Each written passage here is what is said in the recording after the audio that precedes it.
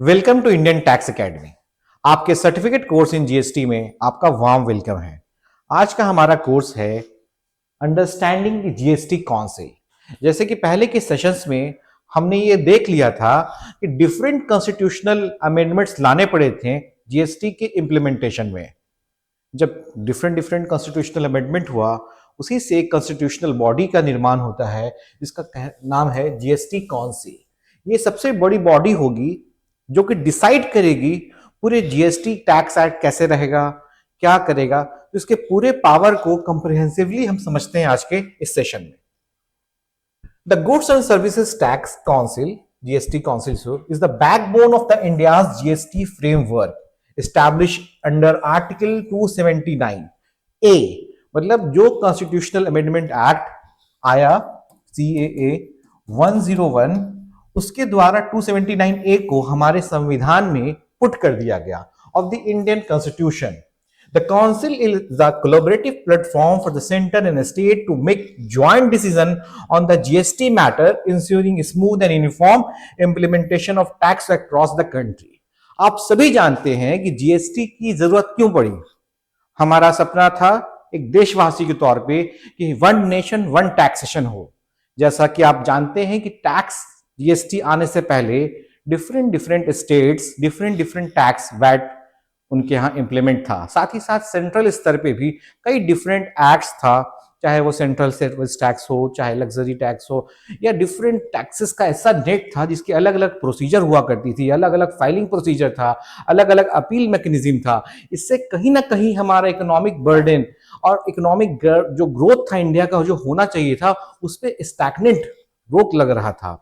तब हमने क्या सोचा कि अगर एक देश है हमारा भारतवर्ष, तो क्यों ना एक ही टैक्स सिस्टम पूरे इंडिया में हो। अगर एक वस्तु का जिसका महाराष्ट्र में टैक्सेशन 12% है, तो जम्मू कश्मीर में भी 12% लगे, तमिलनाडु में भी उस पर 12% लगे। इसी को करने के लिए हमने अपने संविधान में 101 कॉन्स्टिट्यूशनल अमेंडमेंट एक्ट लाया, जिससे हमने 279A आर्टिकल को पुट किया अपने संविधान में, और इसी से निर्माण किया जीएसटी काउंसिल का। Article 279 having provision regarding the establishment of the GST Council was inserted after the Article 279 of the Constitution.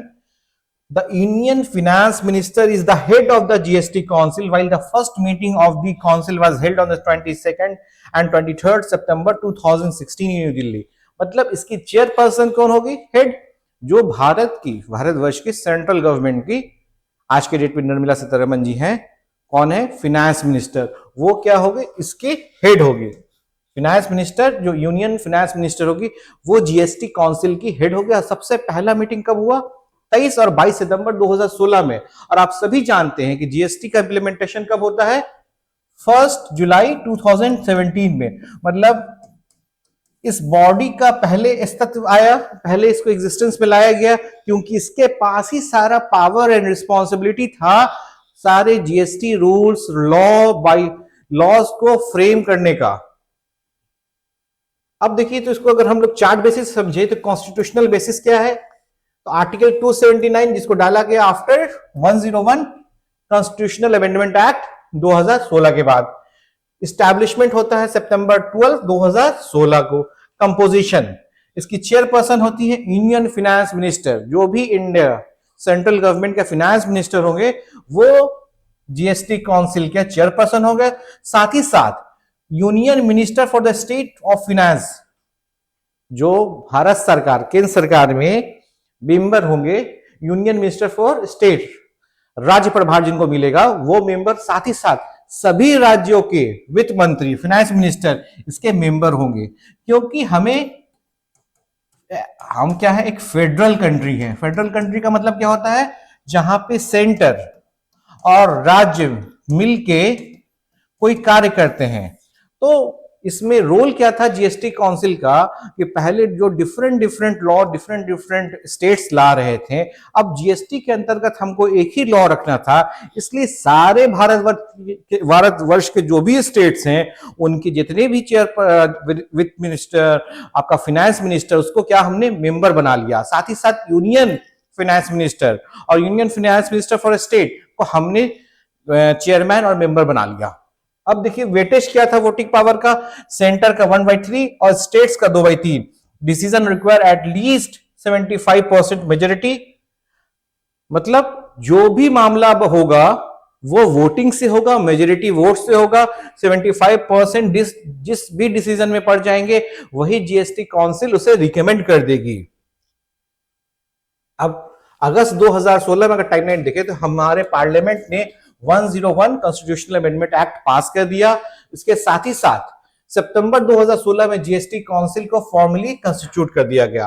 अक्टूबर 16 में देखिए तो फर्स्ट जीएसटी काउंसिल की मीटिंग होती है, डिस्कशन होता है जीएसटी रेट्स पे और डुअल कंट्रोल कॉमेंस पे, मतलब स्टेट और सेंट्रल कैसे करेगा। 1 जुलाई सबको पता है जीएसटी ऑफिशियली इंप्लीमेंटेड हो जाता है।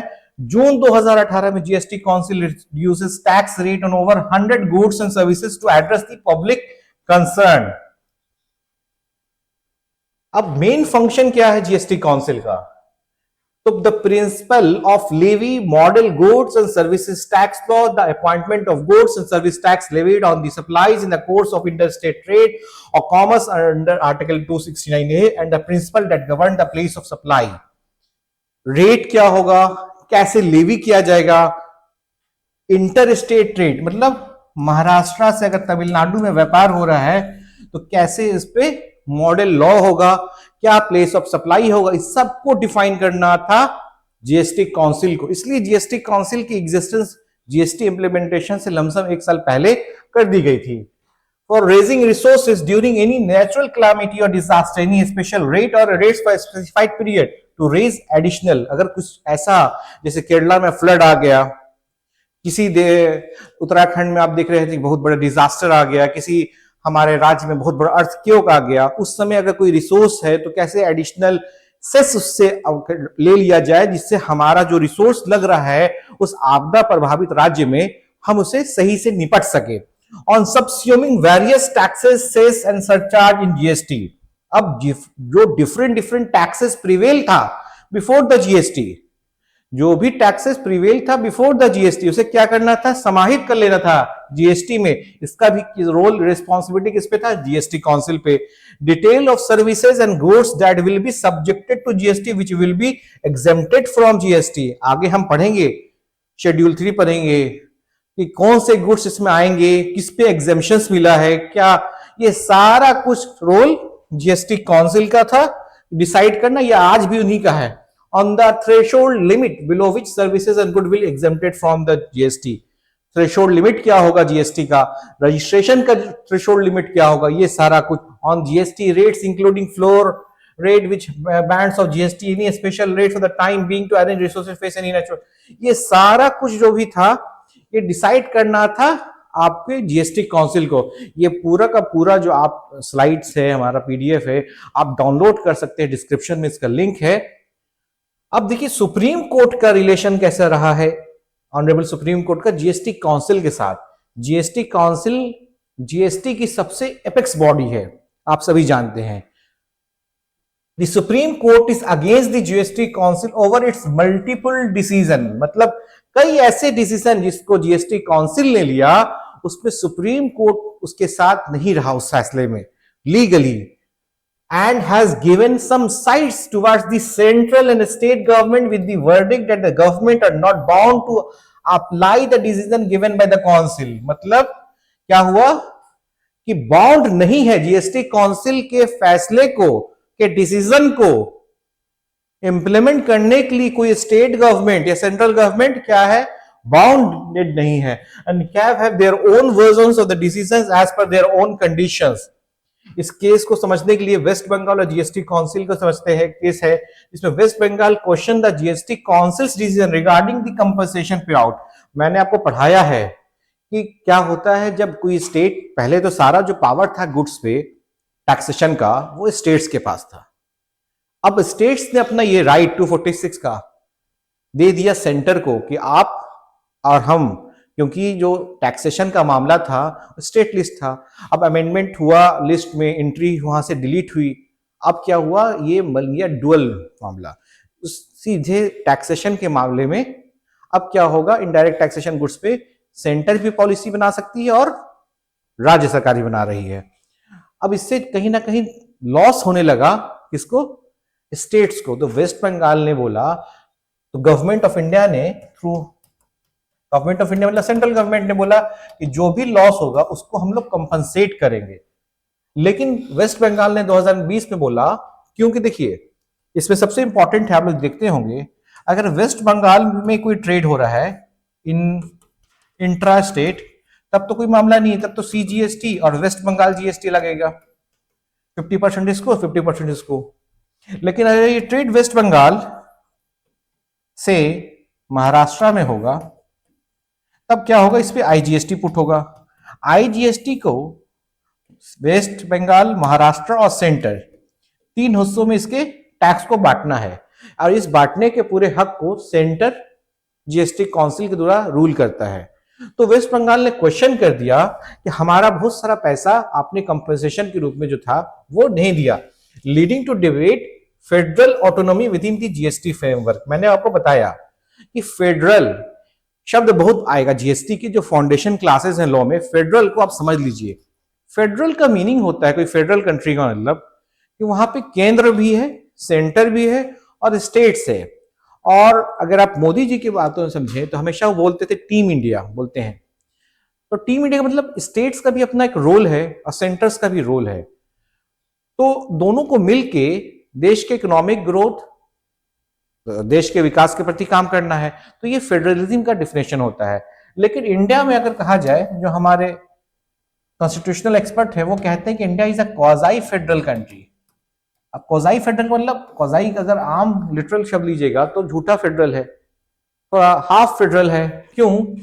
यहाँ का सेंटर बहुत स्ट्रांग है, केंद्र सरकार, ठीक है, और जो स्टेट्स है वो उसके कंपैरिजन में, जैसे कि एग्जाम्पल आप देख लीजिए, बिहार से काट के झारखंड बना दिया गया, तो सेंटर को तो डिस्ट्रक्ट, स्टेट्स को तो डिस्ट्रक्ट किया जा सकता है, या कभी ऐसा हो सकता है झारखंड बिहार को मिला के एक राज्य बना दिया जाए, लेकिन सेंटर तो हमेशा रहेगा।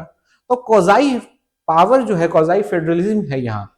उसी में सवाल उठा कि वेस्ट बंगाल ने जब अपने राइट्स को सेंटर को सब्स्यूम कर दिए, तो जो उनसे वादा किया गया था कंपनसेशन का, वो उनको दिया नहीं जा रहा था। तो ये सवाल उन्होंने जीएसटी काउंसिल में उठाया।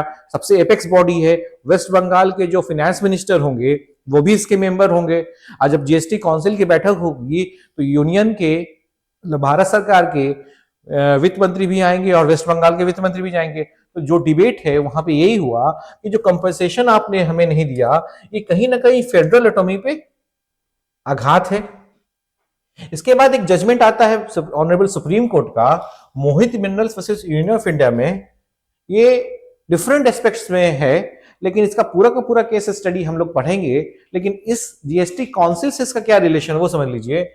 Landmark case where the Supreme Court held at the GST council, very important, recommendations are not binding but persuasive, reinforce state autonomy in GST related matter. मतलब अगर कोई बात है, जीएसटी काउंसिल ने कह दिया कोई डिसीजन, उसे स्टेट्स को अपनाना ही है, ये जरूरी नहीं परस्यूसिव है, करना चाहिए, करना ही है, ये नहीं है। ये Mohit mineral versus Union of India 2022 में डिसाइड हो गया। तो इसी साथ केरला फ्लड केस जब आया, तो केरला गवर्नमेंट ने क्या किया कि फंड अपने पूरे के पूरे उस फ्लड से लड़ने के लिए, फ्लड रिलीफ के लिए उन्होंने एक सेस लगा दिया। अब ये सेस उन्होंने यूनिलैटरली लगा दिया एज ए स्टेट। तो ये स्पार्क कर दिया डिबेट में GST council authority versus state right, क्योंकि केरला गवर्नमेंट ने ये सोचा कि हमारा इतना बड़ा विनाशकारी फ्लड आया है, अगर इससे हम लोग को लड़ना है तो हमारे कई रिसोर्सेस जाएंगे। अब रिसोर्सेस चले जाएंगे, रिसोर्सेस को आपको कहीं ना कहीं पैदा करना होगा, रिसोर्सेस निकालना होगा, तो उन्होंने सेस लगाया। अब ये डिबेट का पॉइंट हो गया, क्या यूनिलैटरली आप सेस लगा सकते हैं? तो जीएसटी काउंसिल को मैंने आपको बता दिया क्या पावर है, एपेक्स बॉडी है, कॉन्स्टिट्यूशनल बॉडी है, 279A से निकला हुआ बॉडी है, सारा कुछ इसका सब कुछ ठीक है। लेकिन सुप्रीम कोर्ट के कई जजमेंट के अगर हम अनुसार देखें तो इनके डिसीजंस को मानना चाहिए, लेकिन मानना जरूरी है ऐसा नहीं है। तो ये था जीएसटी काउंसिल पे ये पूरा सेशन। अगर आपका जो भी राय है, आपको कोई डाउट है, क्वेरी है, तो आप हमें ईमेल कीजिए, फोन कीजिए और हमारे क्लास इंस्ट्रक्टर से समझ सकते हैं। Thank you very much.